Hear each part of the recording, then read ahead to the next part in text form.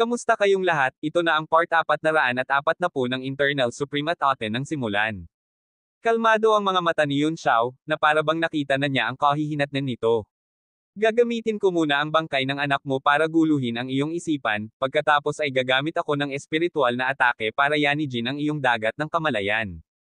Magkakaugnay ang tatlong galaw, ngunit nagawa pa rin niyang manatiling buhay. Gaya ng inaasahan sa pinuno ng Luochu Chamber of Commerce, karapat-dapat siyang purihin.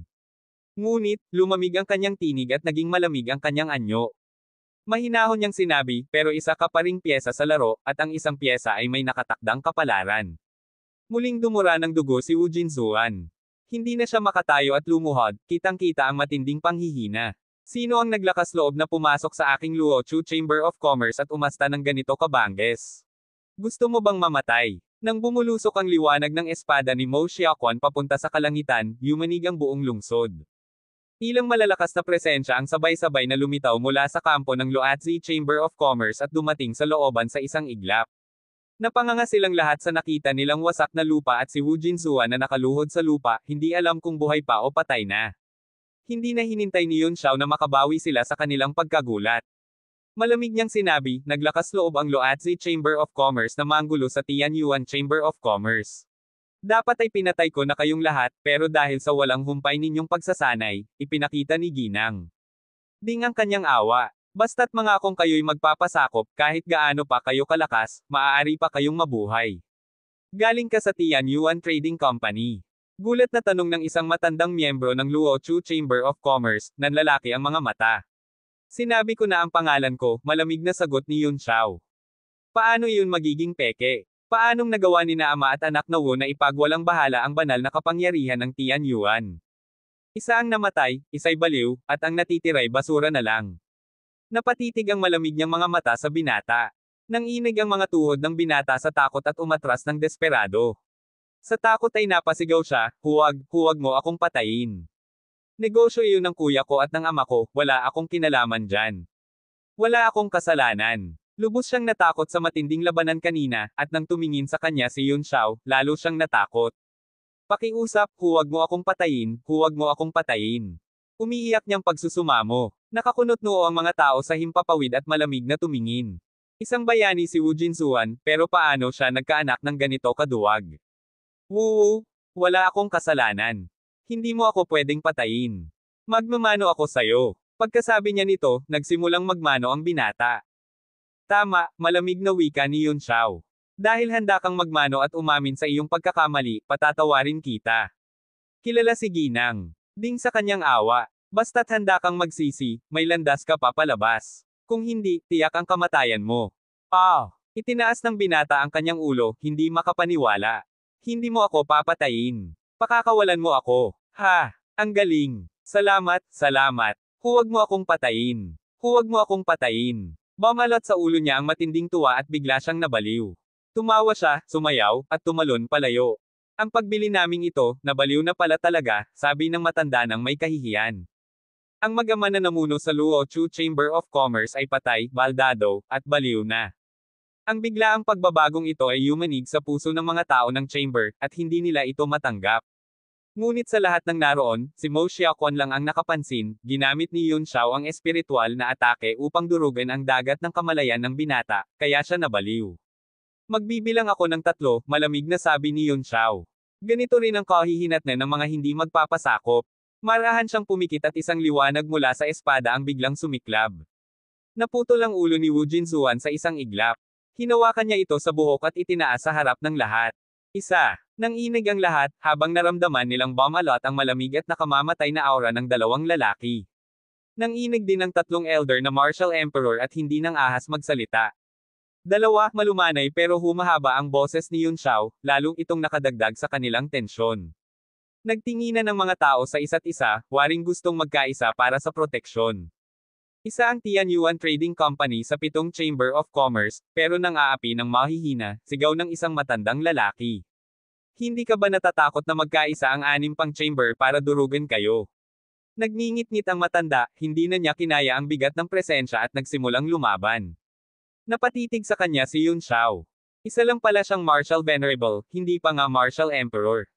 Tahimik ang 3 pang Martial Sovereign. Halatang natatakot sila. Bago pa man kayo magkaisa laban sa akin, malamig na wika ni Yun Xiao, mas mabuti sigurong durugan ko muna kayo.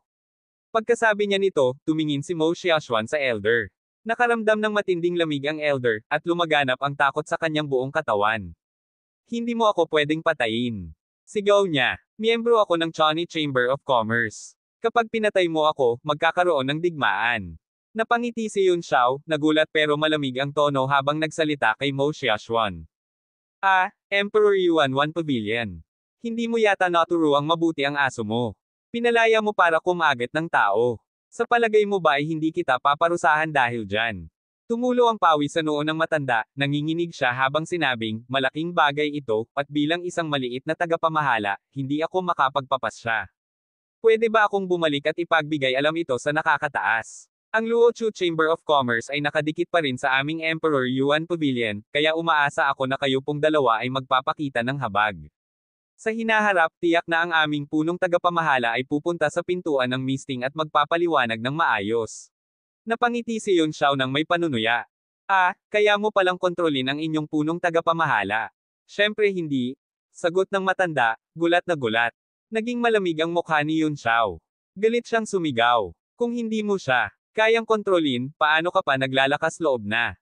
Pagmamayabang. Sa hinaharap, siguradong hihilingin ko sa punong tagapamahala ng inyong pamilya na magpaliwanag sa dalagang tagapagmana ng aming pamilya. Hindi ba't niloloko nyo lang ako? Itong pakikilahok. Nang maramdaman ang malamig at nakamamatay na intensyon mula kay Yun Xiao, pinawisan ng malamig ang matanda at nagmamadaling nagsabi, ang Tian Yuan Trading Company ay isa sa 7 pangunahing kumpanyang pangkalakalan. Mag-iingat ang punong tagapamahala ko sa pagharap dito. Walang duda na siya mismo ang pupunta.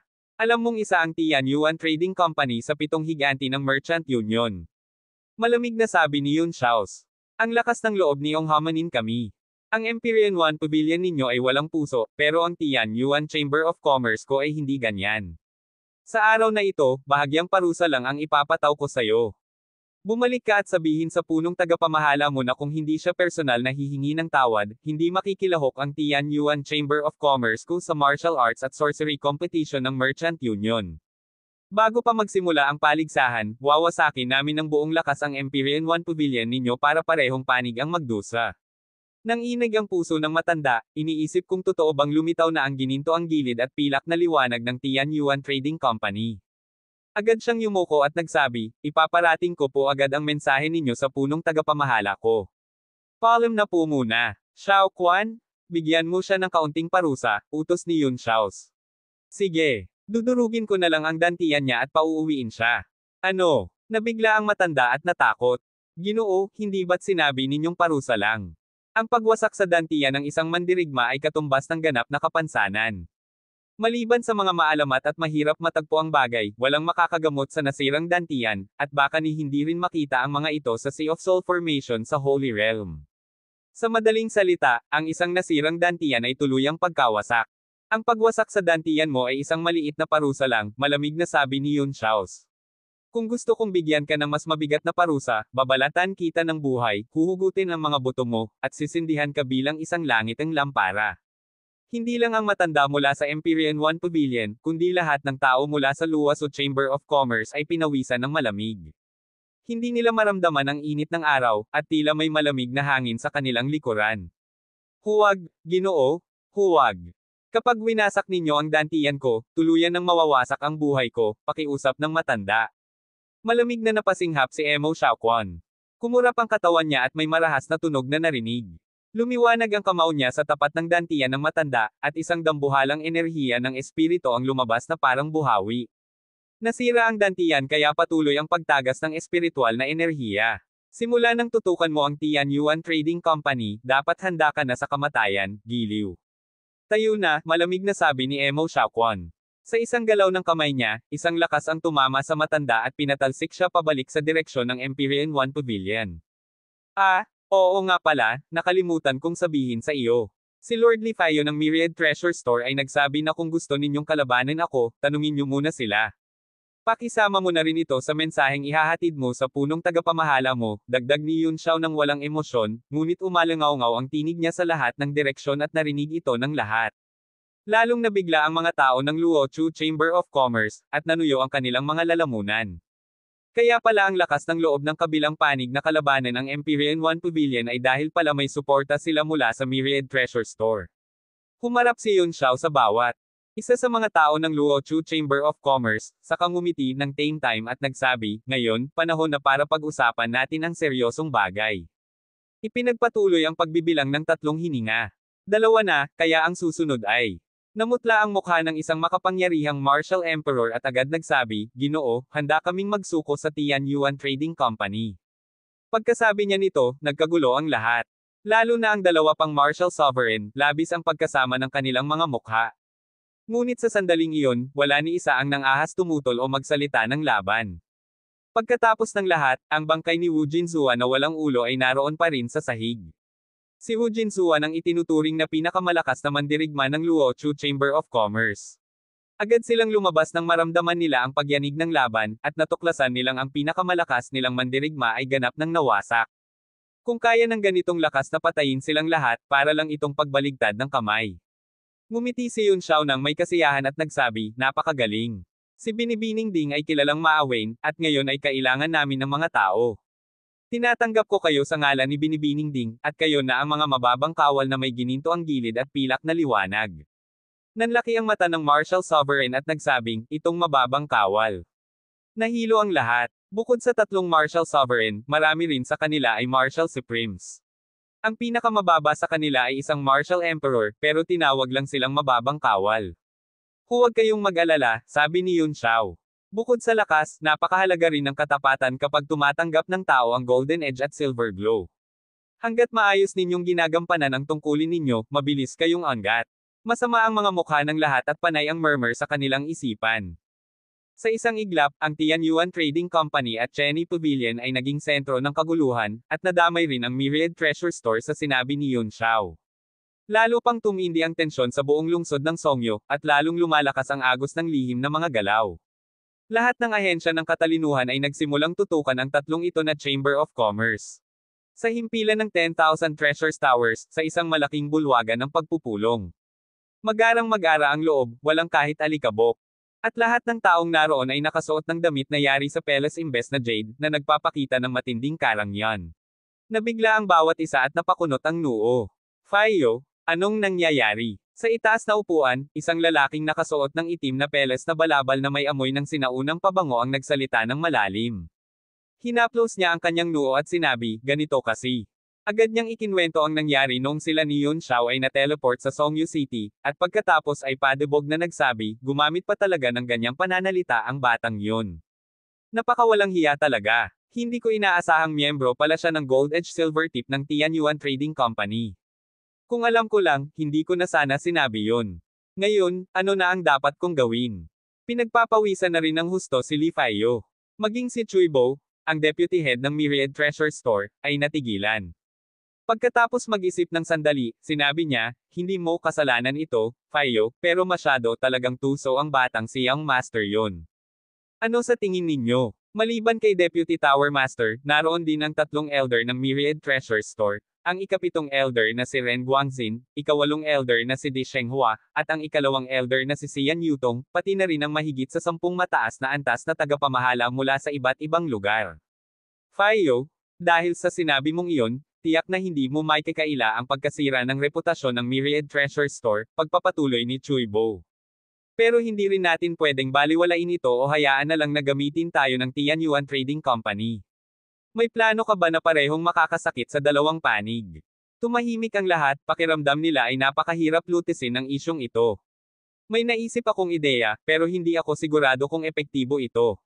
Simula nang lusubin ng Tian Yuan Trading Company ang Luwatsu Trading Company at tuluyang lumunin ito, bilang mga pinuno ng Merchant Union, hindi tayo maaaring tumahimik. Bakit hindi tayo magpadala ng liham para kondenahin ang Tian Yuan Trading Company at hilinging lumabas ang kanilang pinuno upang humingi ng paumanhin sa publiko bilang pagbibigay katarungan sa Luo Choi Trading Company? Sa ganitong paraan, hindi lamang tayo ang maunang kikilos sa sitwasyon, kundi ipapahayag din natin sa publiko na ang Myriad Treasure Store ay walang anumang kaugnayan sa Tian Yuan Trading Company. Oo, magandang ideya ito. Ipinakita ni Ren Guangye ang pagsang-ayon at tumango. Bukod pa roon, maaari ko ring alamin ang pinagmulan ng Tianyuan Trading Company at kung gaano na ito kalakas, lalo na ang Golden Edge at Silver Radiance nila. Mula nang ipasa ni Ding Shan ang Tianyuan Trading Company kay Ding Ling, hindi na muling nakita ang dalawang pangunahing puwersa nito, sabi ni Cui Bo habang nakakunot ang noo.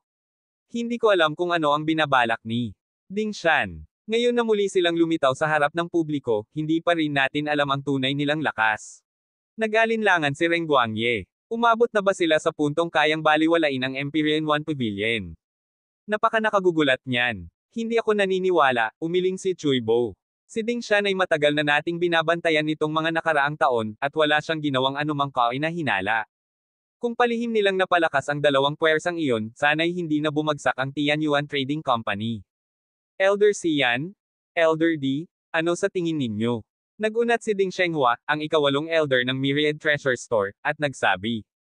Ang sitwasyon sa buong Merchant Union ay komplikado at pabago-bago. Pero hindi ko inakalang ang unang magiging pabago-bago ay magmumula sa Tianyuan Chamber of Kalakalan. Sa tingin ko, ang dalawang pagpupulong na ito ay magiging mas komplikado kaysa sa mga nakaraang pagpupulong. Maaaring kailanganin nating palakasin ang puwersang ipapadala ng Myriad Treasure Store. Napakunot noo si Cui Bo. Ito ang pinakamasela na panahon ng taon. Marami ng eksperto ang naipadala sa iba't ibang bahagi ng kontinente upang magbantay sakaling biglang magkaroon ng pagbabago sa kalakalan. Natatakot akong mahirap nang magpadala pa ng dagdag na tao. Mas mabuting obserbahan muna natin ang sitwasyon. Mas magiging kampante akong magulat sa up. Paano naman ikaw, Elder Sian? Namumutla si Sian Yutong at tila may iniinda. Mahina niyang sinabi, matagal nang nawala sa paningin ng Merchant Union si Ding Sheng, pero palagi siyang nasa ilalim ng ating pagmamatsyag. Hindi siya basta-basta magpapakita ng walang dahilan. Hindi ako naniniwalang ang dalawang biglaang lumitaw sa Tianyuan Trading Company ay tunay na Golden Edge at Silver Light. Kahit isang Marshal Supreme lang iyan, hindi niya kakayaning gawin ang mga naganap ngayon. Hindi rin iyon estilo ni Ding Ling. Tingnan muna natin ang susunod na hakbang ng Tianyuan Trading Company. Dahil sila ang unang gumalaw upang guluhin ang laro, maghintay na lang muna tayo. Manam, may punto si Elder Sian. Gawin na lang natin ang suhestyon ni Fayo. Isulat agad ang liham at questionin ang Tianyuan Trading Company. Hingin natin ang kanilang paliwanag tungkol sa nangyari sa Luo Chu Trading Company, sa wakas ay formal na anunsyo ni Cui Bo. Oo, sabay-sabay ang tugon ng lahat. Ngunit bago pa matapos ang pagpupulong, isang anunsyo ang narinig mula sa labas ng pintuan at isang karaniwang lingkod ang mabilis na pumasok. Deputy Tower Head, kaka-rating lang po ng paabiso mula sa Tianyuan Trading Company. Iniabot ng lalaki ang isang dokumento gamit ang dalawang kamay at sinabi, pakiusap, tingnan ninyo po ito, Deputy Tower Master. Napakunot noo si Cui Bo at sandaling tumitig sa abiso. Kinuha niya ito at nang mabasa, biglang nagbago ang kanyang ekspresyon. Ibinagsak niya ito sa mesa at galit na sinabi. Napakabilis at tuso ng Tianyuan Trading Company. Ano ang nilalaman nito? Nabigla si Ren Guang. Ipinasa ni Cui Bo ang abiso at sinabi. Basahin mo ito ng malakas para marinig ng lahat. Kinuha ni Ren Guangjing ang abiso at binasa ito ng dahan-dahan. Abiso para sa lahat ng kasapi ng Business Alliance. Ngayong araw, ang magamangunang Luosu Chamber of Commerce ay lantaran na lumabag sa pangunahing prinsipyo ng maayos at matatag na pag-unlad ng Merchant Union at nagdulot ng pinsala sa Tianyuan Chamber of Commerce. Pinilit ni Acting President Ding Ling na pangaralan sila ngunit nabigo siya, kaya't napilitan siyang parusahan ang masama. Ang pangunahing salarin ay naparusahan na, kaya't huwag na kayong mag-alala. Subalit, kahit na napatay na ang salarin na sumire sa kapayapaan at katatagan ng union, ang utak sa likod nito ay malaya pa rin at tila handang maghasik muli ng kaguluhan. Bagamat mahina ang Tianyuan Trading Company, hindi ito natatakot sa kahit anong puwersa. Ipinapangako naming lalaban kami hanggang kamatayan laban sa sinumang sumisira sa kapayapaan at katatagan ng Merchant Union. Maliban sa mag-amangwo na mga pangunahing salarin ng Luosu Chamber of Commerce, ang natitirang mga miyembro ay may mabuting hangarin.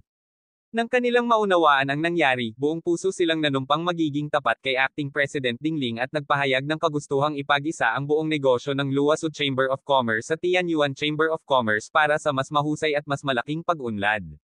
Bagamat tinanggihan ito sa lahat ng paraan ni Acting President Ding Ling, napilitan din siyang tanggapin ito sa huli. Pagkatapos ng dalawang pagpupulong, unti-unting isasama ng Tianyuan Trading Company ang lahat ng operasyon ng Luo Chu Trading Company sa buong kontinente. Ipinapahayag ko ang buong nilalaman. Naway makipagtulungan ang lahat ng kaalyado ng Business Alliance upang labanan ang anumang mapanirang gawain at magtulungan para sa sabayang pag-unlad. Ang buy-in. Tuluyang napatulala si Ren Guangzheng. Inihagis niya ang abiso sa sahig at galit na sinabi. Napakawalandiyan nito. Halatang pananakop ito, pero isinulat na parang makatarungan, puno ng pagkukunwari at panlilinlang. Hindi tayo tanga. Sinong maniniwala dyan? Nag-iba ang ekspresyon ni Xian Yutong. Pinulot niya ang abiso at muling binasa ito ng mabuti. Elder Xian, ano ang palagay mo? Tanong ni Quibo. Nag-isip si Xian Yutong. Alam ng lahat na palusot lang ito, pero totoo ang katotohanan, lahat ng matataas na opisyal ng Luochu Chamber of Commerce ay nakuha na ng Tianyuan Chamber of Commerce. Walang sino mang tatayo para sa isang patay na Chamber of Commerce, maliban sa dating may-ari nito, ang First Heaven Pavilion.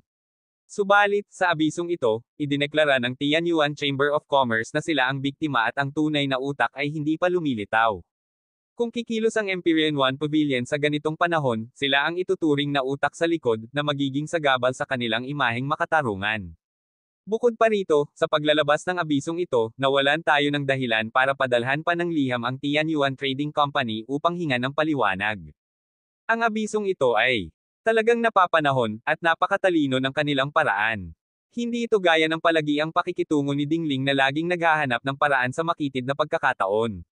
Sa pagkakataong ito, masyadong naging maagap ang Tianyuan Trading Company. Ano ang dapat nating gawin ngayong hindi na tayo makakapagpadala ng liham? Tanong ni Quibo matapos mag-isip. Nag-alinlangan si Xian Yutong at nagsabi. Hindi natin kailangang magmadali ngayon. Dapat ang Empyrean One Pavilion ang ma-pressure. Kapag may dumating mula sa kanila para alamin ang relasyon natin sa Tianyuan Trading Company, huwag nating bigyang pansin. Walang dahilan para ipaliwanag ito ng hayagan sa publiko. Dahil ginamit ng Tianyuan Chamber of Commerce ang pangalan natin, babaguhin natin ng kaunti ang estratehiya, bibigyan natin sila ng tahimik na pahintulot. Sa ganitong paraan, baka mapanatili nila ang pakikipagsabayan sa Empyrean One Pavilion sa loob ng kaunting panahon, at hihintayin na lang natin ang resulta. Kumikislap ang mga mata ni Quibo at ngumiti. Magandang ideya iyan. Ginagamit ng Tianyuan Trading Company ang pangalan ko, kaya gagamitin din natin ang lakas nila para pigilan ang Empyrean One Pavilion. Kahit hindi sila banta sa atin, isa pa rin sila sa apat na pangunahing alyansa. Makabubuti para sa atin kung madilay natin sila. Oo, gawin na natin ito, sagot ni Xian Yutong. Sa ganitong kaso, kailangan pa rin nating magpadala ng liham. Pero sa nilalaman, sabihing natanggap na natin ang abiso. Bilang pinuno ng Business Alliance, hindi pa hihintulutan ng Myriad Treasure Store ang anumang paglabag sa pagkakaisa ng samahan. Ipakita rin natin ang ating papuri at pagsang-ayon sa naging aksyon ng Tianyuan Trading Company sa Luochu Trading Company. Napaisip si Quibo at nagatubili. Hindi ba parang lantaran na nating sinusuportahan sila niyan? Paano kung questionin tayo ng Empyrean One Pavilion? Tumawa si Xian Yutong at sinabing, Hehe, nagkakamali po kayo, Deputy Tower Master. Una, tayo ang leader ng Business Alliance, kaya sila dapat ang mag-ingat sa mga aksyon nila. Pangalawa, sinusuportahan natin ang pagpapanatili ng pagkakaisa sa loob ng Merchant Union, hindi ang Tianyuan Chamber of Commerce mismo. Kung questionin man tayo ng Empyrean One Pavilion, sabihin lang nating nalinlang din tayo ng abiso ng Tianyuan Trading Company at hindi natin agad naunawaan ang buong katotohanan. Napakagaling. Elder Xian, ang pagdating mo sa Sangguniang City ang pinakamalaking tulong para sa akin, papuri ni Quibo. Kung hindi dahil sa'yo, siguradong magkakaproblema ako sa kasalukuyang sitwasyon. Kapag hindi ko ito nahawakan ng maayos, siguradong mapapag-alitan ako ng Tower Lord. Ginagawa ko lang ang aking makakaya, sagot ni Xian Yutong na may bahagyang ngiti. Magpadala agad ng liham sa Tianyuan Trading Company, ayon sa sinabi ni Elder Xian, agarang utos ni Quibo. Kasabay ng pagtanggap ng Myriad Treasure Store sa abiso, mahigit 100 miyembro ng Merchant Union na nagtipon sa Sangguniang City ay nakatanggap din ng abiso. Sa sandaling iyon, sari-saring hinala at reaksyon ang nag-umpisang kumalat, at naramdaman ng lahat ang bigat ng isang paparating na bagyo. Ang lakas ng loob mong magsinungaling. Tianyuan Trading Company, Dingling, mahusay ka talaga. Sa kampo ng Empyrean One Pavilion, malamig at mabigat ang atmosfera.